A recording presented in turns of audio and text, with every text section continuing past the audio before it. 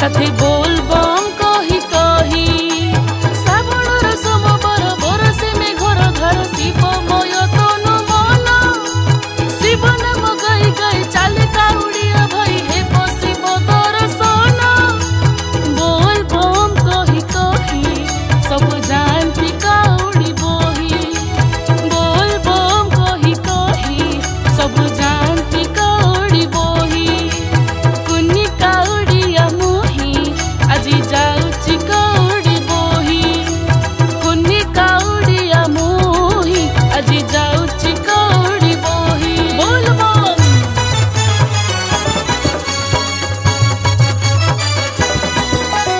বলবো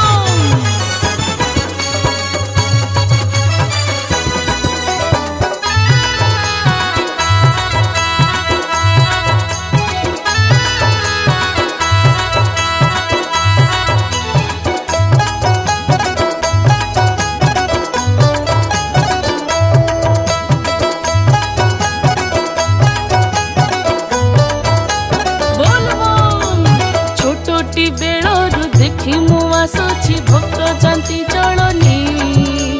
गिरु बसनी काउड़ी बही की खाली पदे चालू थाई दिने जीवी काउड़ी बही भी थाई ए कथा मनरे मो मन कथा को जानी दे प्रभु डाकी देले आखरे केउ जन्म पुण्य फल मिलिला मते पथे केउ जन्म पुण्य फल मिलिला मते काउड़ी रे जलने जाउछि पथे नाची नाची नमनी बोल बम कही कही चाले काउड़िया होई আজি जल चढ़ेबी मुही আজি जल चढ़ेबी मुही कुन्नी काउड़िया मुही আজি जाउछि काउड़ी बोही कुन्नी काउड़िया मुही আজি जाउछि काउड़ी